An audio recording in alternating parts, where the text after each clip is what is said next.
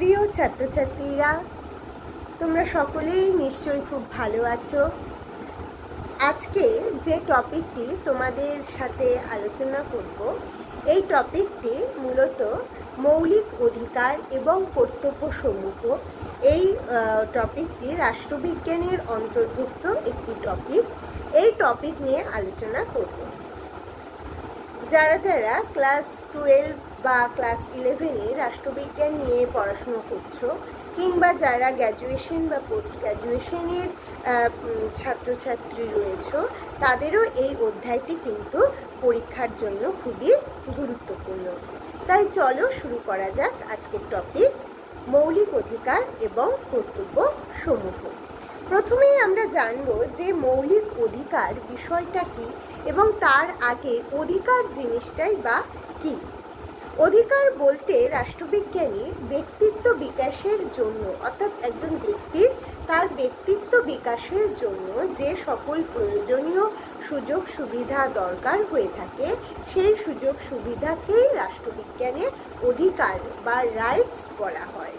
তারপরে রয়েছে মৌলিক অধিকার। মৌলিক মানে যে অধিকারগুলো ছাড়া একজন ব্যক্তি সে জীবন ধারণ করতে পারবে না, অর্থাৎ যে অধিকারগুলো হচ্ছে মৌলিক, স্বতন্ত্র।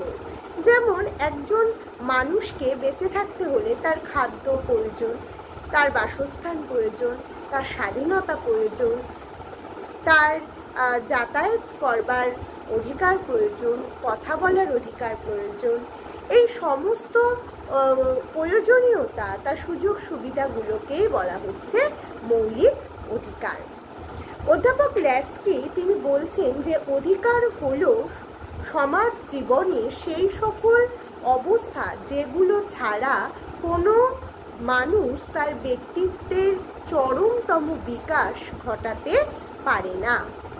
তাহলে এর থেকে বোঝা যায় যে অধিকার হলো একটা সামাজিক ধারণা, যেটা কিন্তু রাষ্ট্র সে কি করছে, নির্ধারণ করে দিচ্ছে যে একজন ব্যক্তির সে বেঁচে থাকতে গেলে তার কি কি প্রয়োজন হবে। রাষ্ট্র সমাজের পক্ষে আইনের মাধ্যমে সেই অধিকারগুলোকে স্বীকার করে এবং তাকে সংরক্ষণ করে থাকে।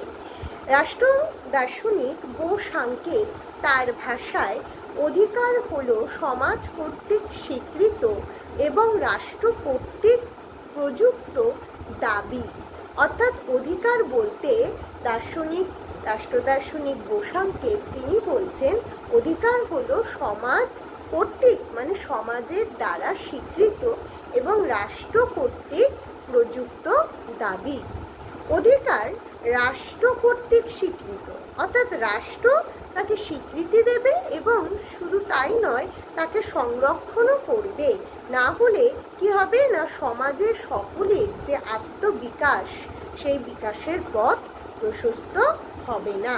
তাই অধিকার হলো একদিকে যেমন আমি আগে বললাম যে একটা সামাজিক ধারণা, তার পাশাপাশি অধিকার হলো একটা আইনগত ধারণাও।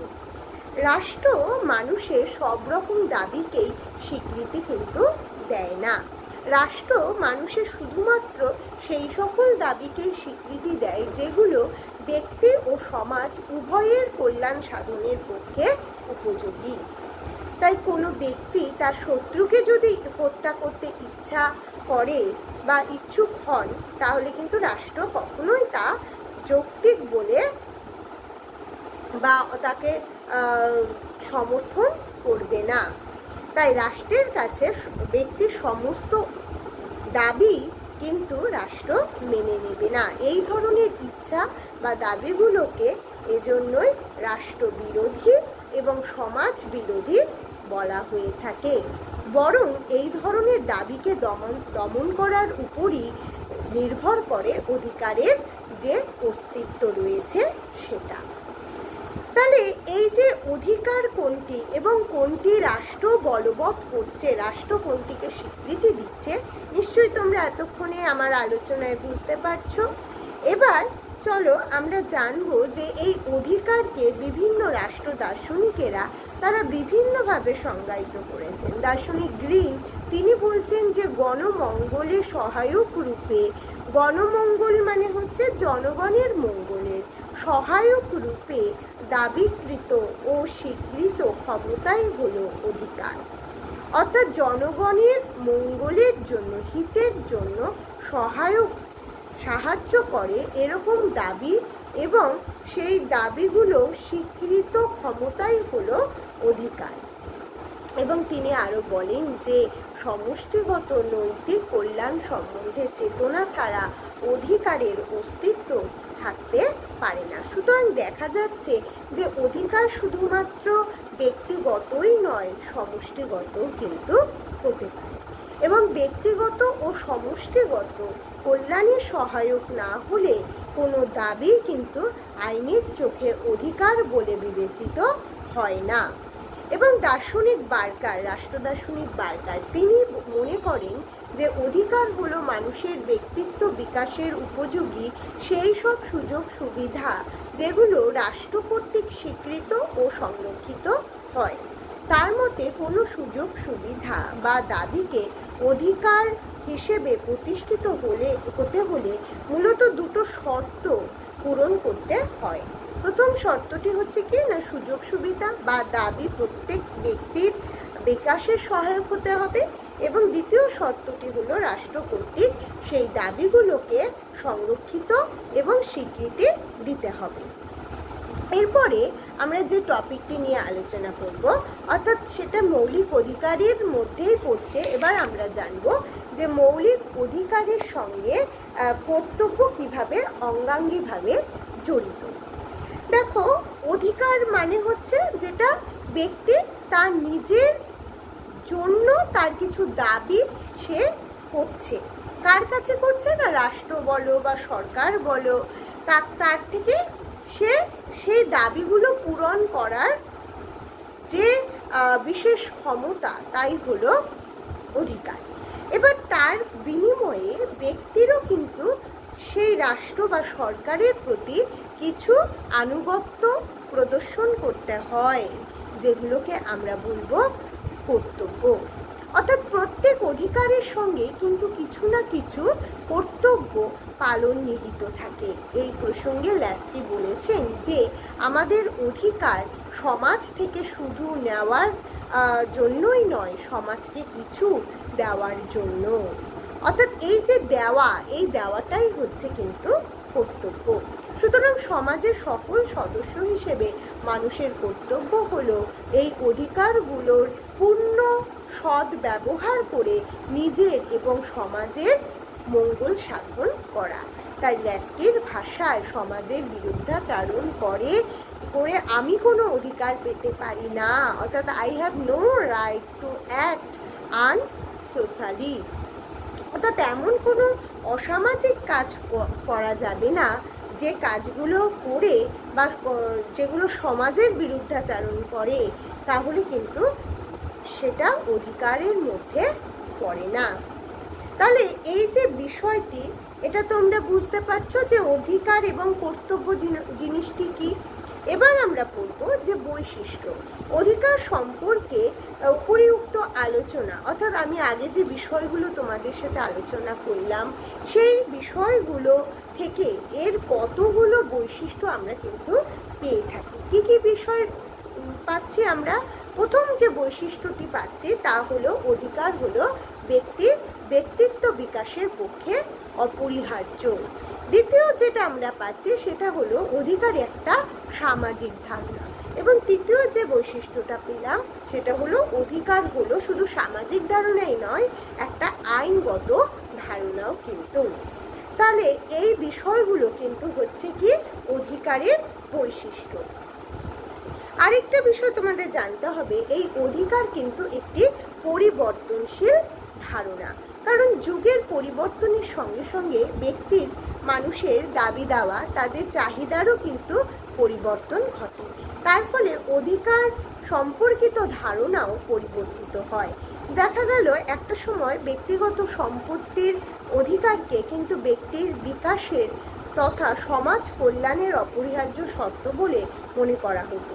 এবং লোকে যত খুশি সম্পত্তি অর্জন ও ভোগ করতে পারত। কিন্তু বর্তমানে এরূপ অবাধ সম্পত্তির অধিকারকে সামাজিক কল্যাণের উপযোগী বলে মনে করা হয় না। তাই অধিকাংশ রাষ্ট্রই সম্পত্তির অধিকারকে যথেষ্ট পরিমাণে নিয়ন্ত্রণ করার চেষ্টা করেছেন।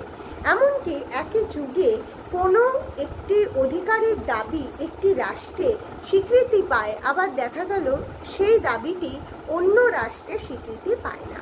যেমন ধরো ধনতান্ত্রিক বা পুঁজিবাদী রাষ্ট্রে কর্মের অধিকারকে কিন্তু স্বীকৃতি দেওয়া হয়নি। কিন্তু আমরা যদি দেখি সমাজতান্ত্রিক রাষ্ট্র, সেই রাষ্ট্রে কিন্তু এই কর্মের অধিকার একটি গুরুত্বপূর্ণ অধিকার হিসেবে স্বীকৃত। তাই ল্যাস্কি বলেছেন, সমাজ জীবনের জন্য এমন কোনো অধিকারের তালিকা প্রণয়ন করা সম্ভব নয় যা চিরস্থায়ী এবং অপরিবর্তনীয়। এবার আমরা দেখব যে মার্ক্সীয় তত্ত্বেও কিন্তু এই অধিকার সম্পর্কে কার্ল মার্কস তিনি তার কিছু ধারণা দিয়েছেন। তিনি মনে করতেন তার এই অধিকার বিষয়টি শ্রেণীর স্বার্থের সঙ্গে সংশ্লিষ্ট, অর্থাৎ যে কোনো অধিকারের দাবি কিন্তু সমাজস্থ কোনো না কোনো শ্রেণীর দাবি, এবং শ্রেণী বিভক্ত সমাজেই এই পরস্পর বিরোধী অধিকারের দাবিগুলো পরিলক্ষিত হয়। একদিকে ধনিক শ্রেণী বা পুঁজিপতি শ্রেণী তারা দাবি করে যে বেশি বেশি মুনাফা অর্জন করা বা লাভ করা, অন্যদিকে শ্রমিক শ্রেণী তারা কিন্তু উপযুক্ত মজুরি এবং তাদের অন্যান্য সুযোগ সুবিধাগুলি পাবার দাবি করে থাকে। তাই শ্রেণীবিভক্ত সমাজের রাষ্ট্রের এই রূপ যে ধনী শ্রেণী এবং দরিদ্র মালিক শ্রেণীর মধ্যেকার এই অধিকার বোধেরও কিন্তু একটা পার্থক্য বা বৈষম্য লক্ষ্য করা যায়, এবং একমাত্র শোষণহীন পূর্ণ সাম্যবাদী সমাজে সকলের অধিকার ভোগই কিন্তু সুনিশ্চিত করা যেতে পারে বলে কার্ল মার্কস তিনি তার মার্ক্সীয় তত্ত্বে বলেছেন। এবার আমরা জানব যে অধিকারের কিছু শ্রেণী বিভাগ রয়েছে। মানুষ হিসেবে আমরা যে সমস্ত অধিকারগুলো ভোগ করি সেগুলোকে মূলত আমরা দুটো ভাগে ভাগ করতে পারি। একটা হচ্ছে নৈতিক অধিকার এবং আরেকটি হচ্ছে আইনগত অধিকার। আইনগত অধিকার এই কথাটা আমি এই কারণে বলছি, যেহেতু আগেই বলেছি রাষ্ট্র দ্বারা কর্তৃক স্বীকৃত এবং সংরক্ষিত হয়ে থাকে যেহেতু ব্যক্তির অধিকারগুলো, তাই আমরা কিন্তু ব্যক্তির অধিকারকে শুধুমাত্র ব্যক্তিত্ব বিকাশে সহায়ক হলেই হবে না, অর্থাৎ সেটা নৈতিক বিকাশ হলেই হবে না, তার পাশাপাশি সেটাকে আইনগত দিক থেকেও কিন্তু দেখতে হবে। এবং যেসব অধিকার সামাজিক নীতিবোধ ও বিবেকের উপর প্রতিষ্ঠিত সেগুলোকে আমরা মূলত নৈতিক অধিকার বলে গণ্য করে থাকি, এবং রাষ্ট্র তার আইনগত কাঠামোর মাধ্যমে এইসব অধিকারকে স্বীকৃতি দেয় না। অর্থাৎ নৈতিক অধিকারকে কিন্তু রাষ্ট্র কখনোই আইনগত কাঠামোর মধ্যে স্বীকৃতি দেয় না। যেমন ধরো বৃদ্ধ বয়সে সন্তানের কাছ থেকে পিতামাতা তার ভরণ পোষণ পাওয়ার অধিকার দাবি করতে পারে, কিন্তু আবার ধরো ছাত্রের কাছ থেকে শিক্ষকের সম্মান পাওয়ার অধিকার আছে, কিন্তু এগুলো হলো নৈতিক অধিকার। এগুলো কিন্তু রাষ্ট্র কখনোই এই অধিকারগুলোকে সে কি করতে পারে না, তার যে এখতিয়ার তার এখতিয়ারের মধ্যে নিতে পারে না। এবার আমরা দেখব যে এই যে অধিকারগুলোকে আমরা আরো কতগুলো ভাগে ভাগ করতে পারি আইনগত দিক থেকে। আমরা নৈতিক অধিকারকে মূলত ভাগ করলাম না। নৈতিক অধিকার বলতে মূলত নীতিগত এবং বিবেকের উপর প্রতিষ্ঠিত অধিকারকেই নৈতিক অধিকার বলা হচ্ছে, কিন্তু দেখো আইনগত অধিকারগুলোকে আমরা মূলত চারটি ভাগে ভাগ করতে পারি। প্রথমটা হচ্ছে পৌর, বা যে পৌরকে আমরা আরেকটা বলতে পারি ব্যক্তিগত অধিকার বা সিভিল রাইটস।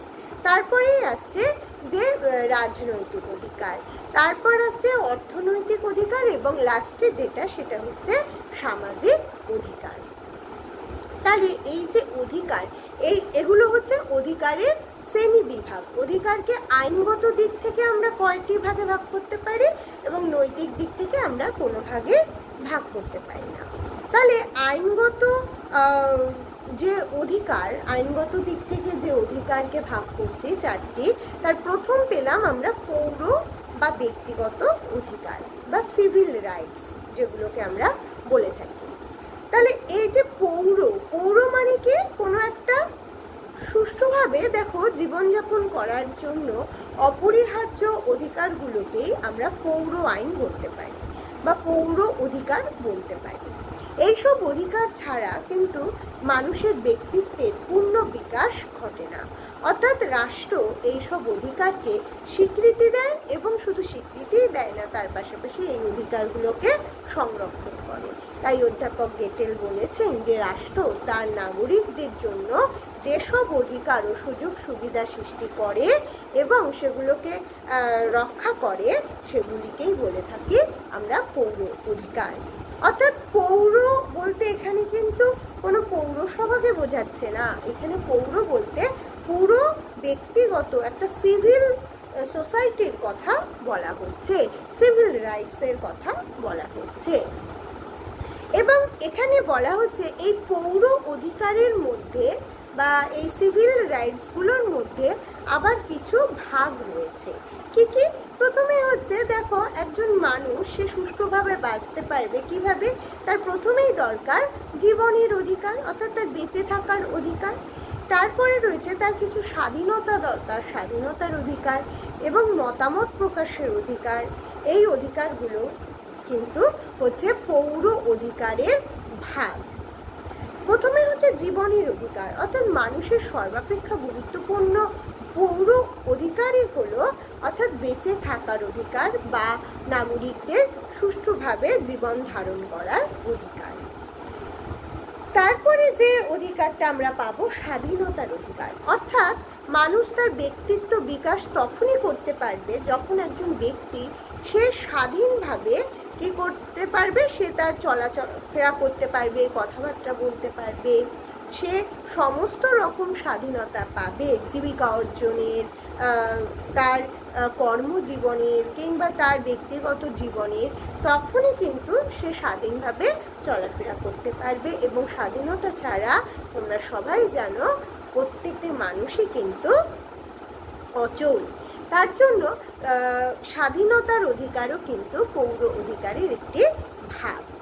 এবং মতামত প্রকাশের অধিকার, অর্থাৎ শুধু স্বাধীনতা দিলেই হবে না, তাকে কথাবার্তা বলা, তার যে মতামত, গণতান্ত্রিক রাষ্ট্রে যে তার কিছু মতামত থাকতে পারে, সেই মতামত প্রকাশের অধিকারও হলো কিন্তু সবচেয়ে গুরুত্বপূর্ণ একটি অধিকার। কারণ ব্যক্তির মানসিক ও নৈতিক উৎকর্ষের একটি প্রয়োজনীয় শর্তই হলো স্বাধীনতা যেমন রয়েছে, তার পাশাপাশি স্বাধীনভাবে মত প্রকাশের অধিকার।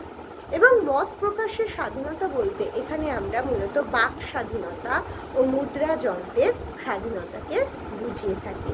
অর্থাৎ বাক স্বাধীনতা মানে এই যে কথাবার্তা বলা, তার যে স্বাধীনতা, আর মুদ্রা যন্ত্রের স্বাধীনতা মানে সংবাদপত্রের স্বাধীনতা। অর্থাৎ সেই স্বাধীনতায় সংবাদপত্র কোনো একটা ঘটনা ঘটেছে সেটা প্রকাশ করবার অধিকারটাও কিন্তু মতামত প্রকাশের বা বক্তব্য প্রকাশের অধিকারকে বুঝিয়ে থাকে, যদিও এই অধিকারটি কখনোই অবাধ হতে পারে না।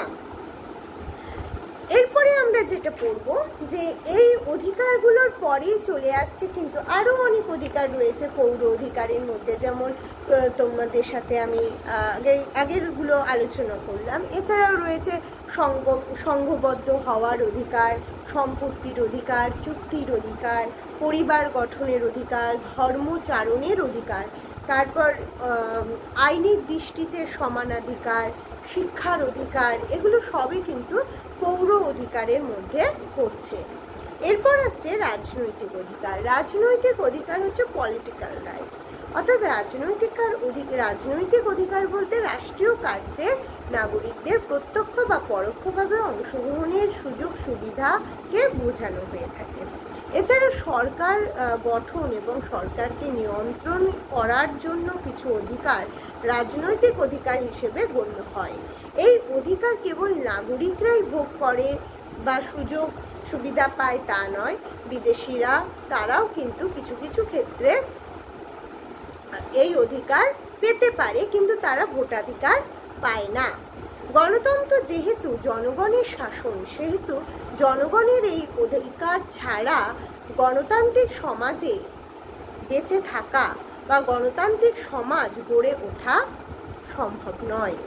নাগরিকদের রাজনৈতিক এই অধিকার সমূহের মধ্যেও কিছু ভাগ রয়েছে, যেমন ভোটাধিকার, নির্বাচিত হওয়ার অধিকার, সরকারি চাকরি পাবার অধিকার, আবেদন করার অধিকার, সরকারকে সমালোচনা করারও অধিকার কিন্তু রাজনৈতিক অধিকারের মধ্যে রয়েছে, এবং রাষ্ট্রের বিরুদ্ধে অধিকার।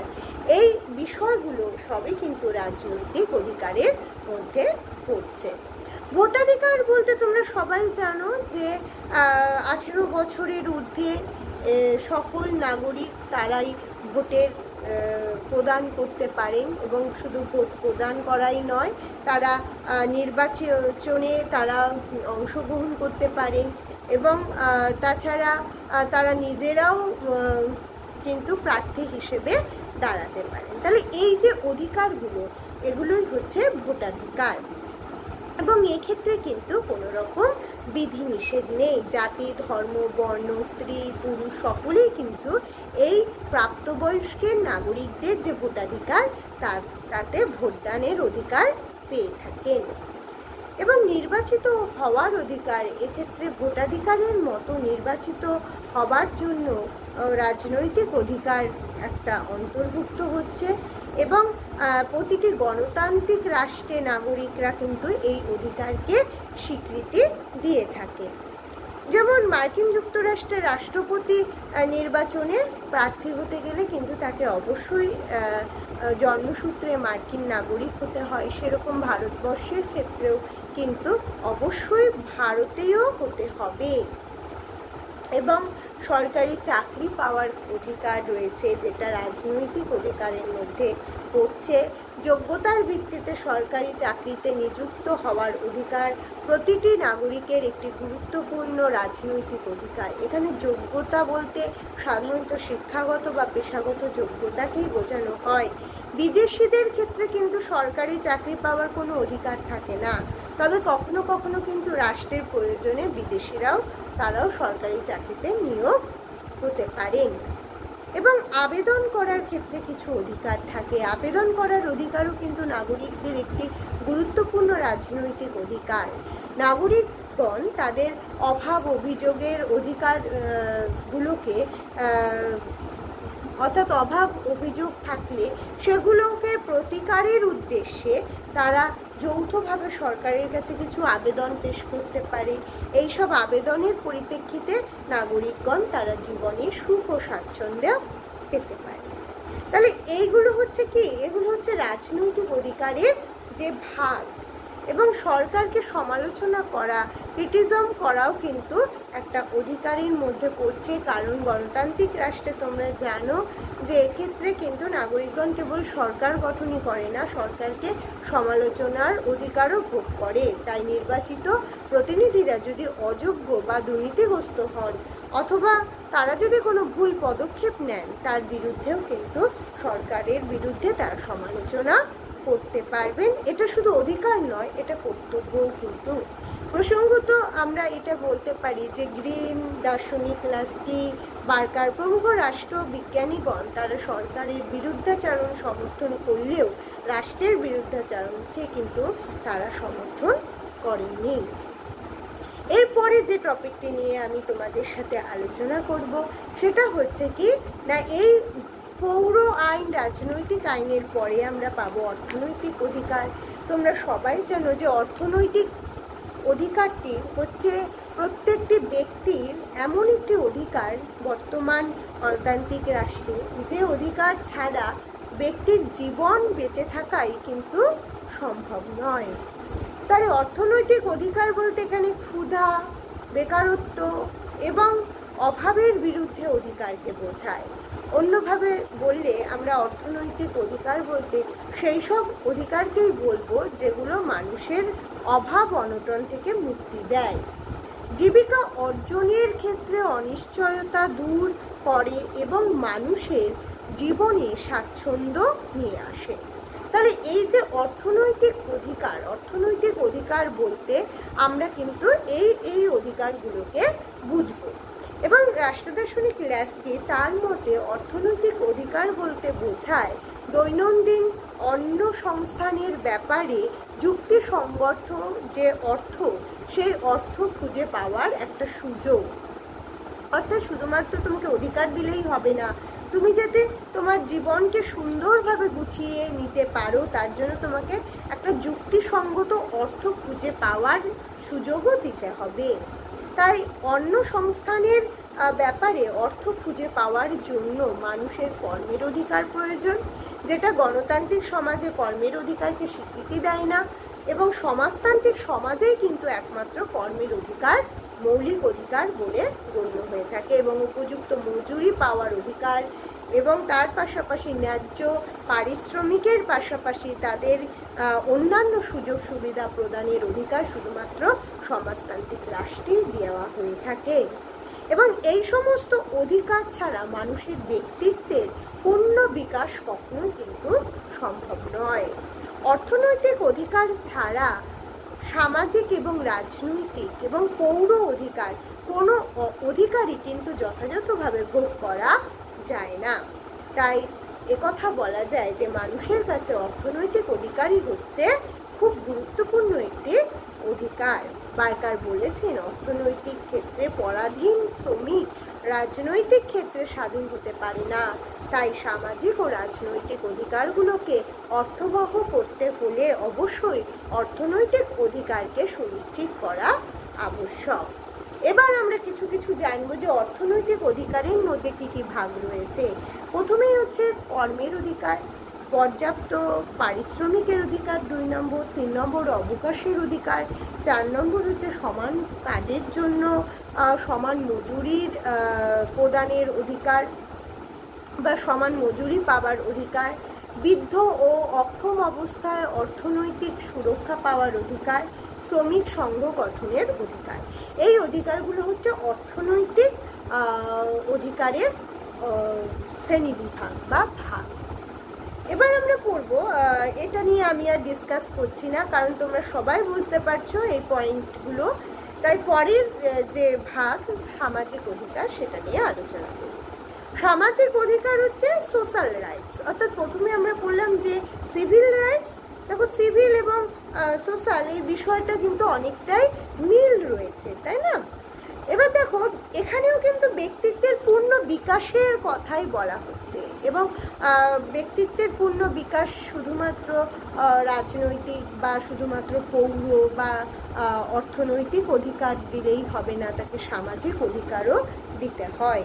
তাই সামাজিক অধিকার বলতে রাষ্ট্র কর্তৃক স্বীকৃত ও সংরক্ষিত সেই সব সুযোগ সুবিধাগুলোকে বোঝায় যেখানে ব্যক্তি সে সুষ্ঠুভাবে নিরাপত্তার সাথে সমাজে বসবাস করতে পারে এবং তার দাবি দাওয়াগুলো পূরণ করতে পারে।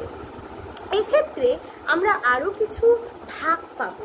সামাজিক অধিকারের বা সোশ্যাল রাইটসের কিছু শ্রেণী বিভাজন বা কিছু ভাগ রয়েছে, যেগুলো হচ্ছে প্রথমেই হচ্ছে শিক্ষার অধিকার। কারণ তোমরা জানো যে শিক্ষা ছাড়া কি হবে না, না কোনো জাতির মেরুদণ্ড গড়ে উঠতে পারে না। তাই সামাজিক অধিকার সমূহের মধ্যে শিক্ষার অধিকার হলো সব থেকে গুরুত্বপূর্ণ। তাই শিক্ষা ব্যতীত বা শিক্ষা ছাড়া মানুষ নিজেকে কখনোই সঠিকভাবে উপলব্ধি করতে পারে না এবং তার অন্তর্নিহিত যে গুণাবলী তার বিকাশ ঘটতে সক্ষম হয় না। তাছাড়া মানুষের যে পৌর ও রাজনৈতিক অধিকারগুলো রয়েছে সেই অধিকারগুলোকেও সৎভাবে বা সঠিকভাবে ব্যবহারের জন্য কিন্তু তার যোগ্যতা থাকা দরকার। এই যোগ্যতা কিভাবে হবে না, এই শিক্ষার অধিকার যদি সঠিকভাবে বাস্তবায়িত হয়ে থাকে।